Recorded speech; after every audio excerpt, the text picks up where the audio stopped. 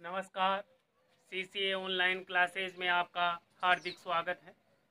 आज हम कक्षा 12 के अंतर्गत पढ़ने जा रहे हैं उपमा अलंकार के भेद। हमने पूर्व की कक्षा में उपमा अलंकार के बारे में जाना था। आज हम उपमा अलंकार के भेद पढ़ेंगे।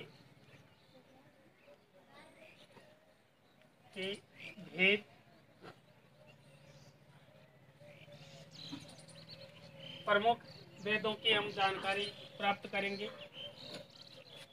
पहला है पूर्णोपमा। पूर्णोपमा नाम से ही पता चल रहा है, जिसमें उपमा के चारों अंग मौजूद हो वहां पूर्ण उपमा अलंकार होता है। तो परिभाषा हो जाएगी, जहां उपमा के चारों अंग मौजूद हो,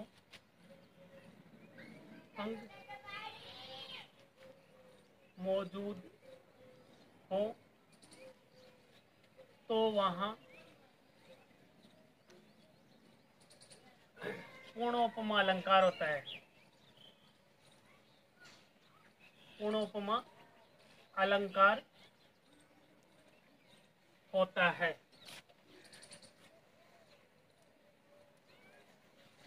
अब ये चार अंग कौन कौन से थे? चार अंग थे उपमेय, उपमान, साधारण धर्म तथा वाचक शब्द। जब ये चारों अंग जिस काव्य पंक्ति में या काव्य में मौजूद हो तो वहां पूर्ण उपमा अलंकार पाया जाता है। जैसे हमने उदाहरण देखा था, पूर्व उदाहरण, पीपर पात सरिस मन डोला। पीपर पात सरिस मन डोला।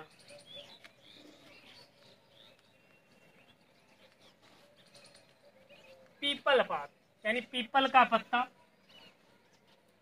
मन, डोला और सरिस। तो यहाँ हमारे सामने उपमेय, उपमान, वाचक शब्द और साधारण धर्म। तो यहाँ पर उपमा के चारों अंग मौजूद है, उपमान, उपमेय, वाचक और साधारण धर्म।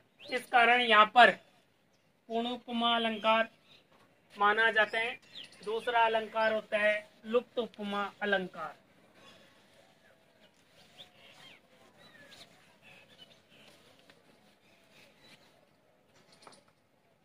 दूसरा अलंकार है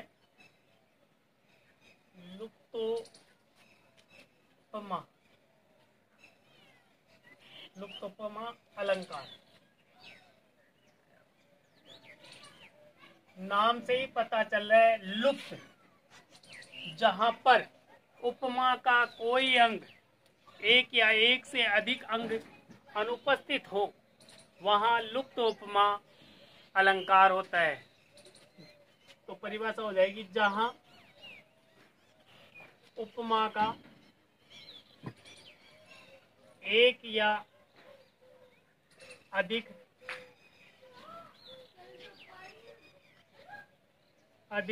अंग उपस्थित नहीं हो तो वहां लुप्त उपमा अलंकार होता है। अलंकार होता है। जैसे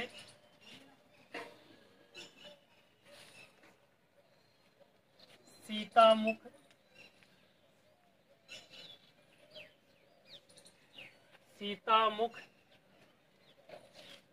चंद्र समान।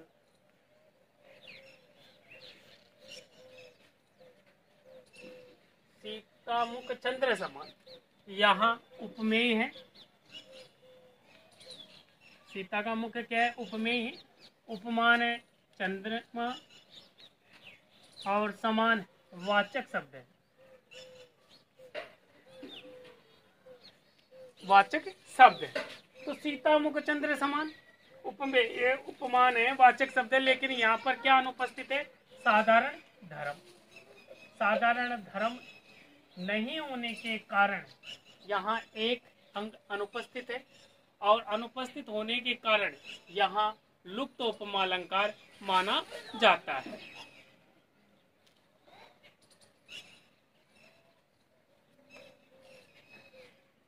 तीसरा है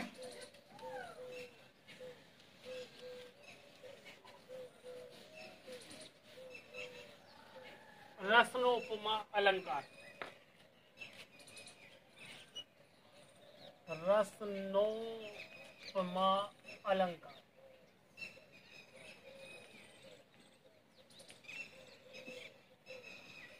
प्यारे विद्यार्थियों, यहाँ रसनोपमा, तो यहाँ रसना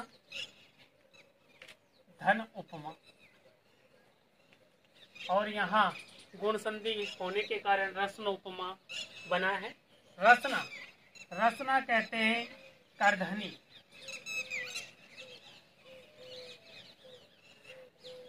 कणकती, श्रृंखला, कड़ी। तो औरतें अपनी कमर पे जो पहनती है गहना आभूषण, करधनी, करधनी और कमरबंद, उसे ही हम रसना कहते हैं। तो यहाँ पर ये एक कड़ी सी बन जाती है, जैसे एक श्रृंखला सी बनती है। जैसे एक करधनी होती है, ताकड़ी होती है, उसी के अनुसार एक कड़ी सी बन जाती है, कड़ी सी बनती है, उसे रसनोपमा अलंकार कहा जाता है। जहाँ जहाँ उपमेय व उपमानों की एक कड़ी बन जाए, कड़ी बन जाए, तो वहाँ रसनोपमा अलंकार होता है। रसनोपमा अलंकार होता है, अलंकार होता, रसनोपमा अलंकार होता है। तो जहाँ उपमेय व उपमानों की एक कड़ी बन जाए, तो वहाँ रसनोपमा अलंकार होता है। कड़ी आपने देखी होगी कमर में, जैसे ऐसे पहनते हैं, ऐसे ऐसे ऐसे, तो कड़ी सी बनती है। तो यहाँ भी उपमेय और उपमानों की क्या बनेगी? कड़ी बनेगी। जैसे उदाहरण है, उदाहरण है सगुण ज्ञान सम उद्यम, सगुण ज्ञान सम उद्यम, उद्यम सम फल जान, उद्यम सम फल जान।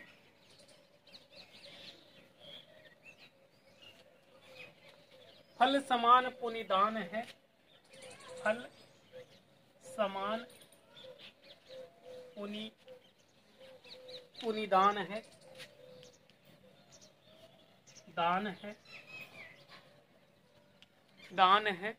दान सरिस सन नाम, दान सरिस सन सम्मान है।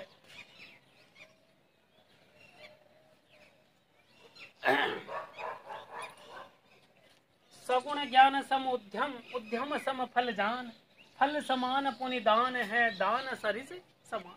यहाँ ज्ञान को उद्यम बताए गए, फिर उद्यम को फल बताए गए, फिर फल को दान बताए गए, और दान को फिर सम्मान बताया गया है। तो यहाँ पर पहले उपमेय आया, उपमेय और फिर उपमान।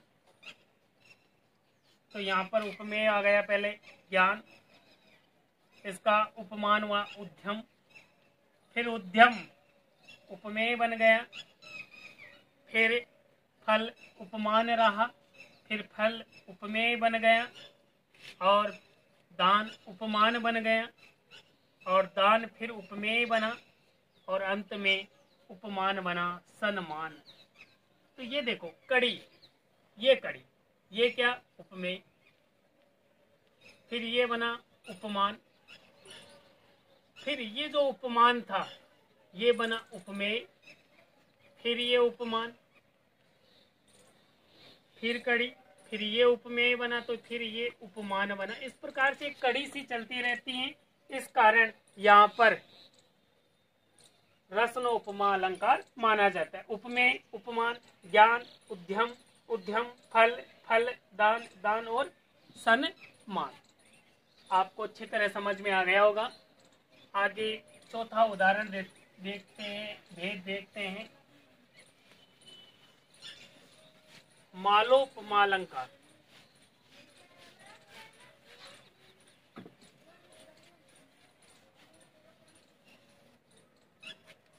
चौथा है मालोपमा अलंकार। मालोपमा अलंकार, मालोपमा, माला, माला, धन, उपमा। जब एक माला होती है, इस प्रकार से एक माला गूंथी जाती है, एक माला गूंथी जाती है, एक माला सी बन जाएगी। अब माला है, माला में फूल हैं, फूलों को हम क्या करते थे, एक माला बना देते हैं, फूलों को हम पिरो देते हैं। तो जब परिभाषा हो जाएगी, जहां एक ही उपमेय के लिए अनेक उपमान आए, उपमान आए, तो वहां मालोपमा अलंकार होता है। मालोपमा अलंकार होता है।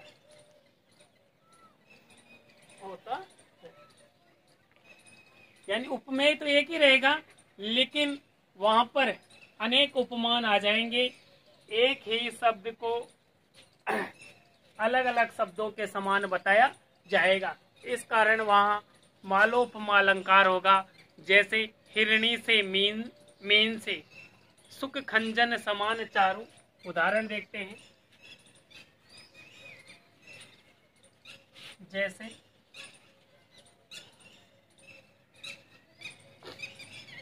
हिरणी से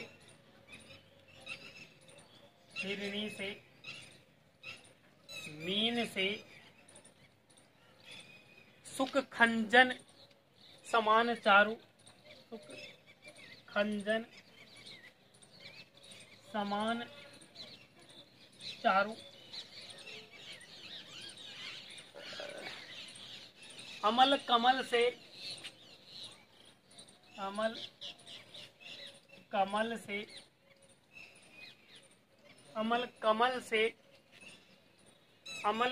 से विलोचन तुम्हारे हैं। विलोचन तुम्हारे हैं।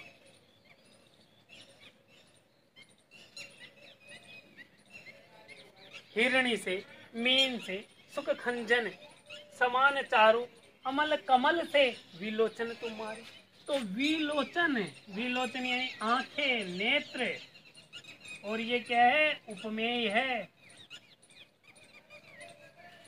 नेत्रों को देखो किस किस की उपमा दी जा रही है। हिरणी से, मीन से मछली के समान, मृग नयनी बोलते हैं, मृग नयनी। मीनाक्षी, ऐसे शब्दों का प्रयोग किया जाता है। मीनाक्षी, मीन यानी मीन के समान, अक्षी मीन यानी मछली के समान आंखें, सुख खंजन से और कमल से। तो आंखों को, नेत्रों को, नेत्र है, विलोचन है, विलोचन, विलोचन को किस किस की ये उपमेय है, किस किस किस को उपमा दी जा रही है? हिरणी, मछली, मीन, सुख खंजन, खंजन पक्षी, और यहाँ हो जाएगा एक कमल, कमल नयन, मृग नयनी, मीनाक्षी, खंजन नयन। तो आदि उपमानों का प्रयोग नेत्रों के लिए किया गया है। इस कारण यहाँ एक माला सी बनती है।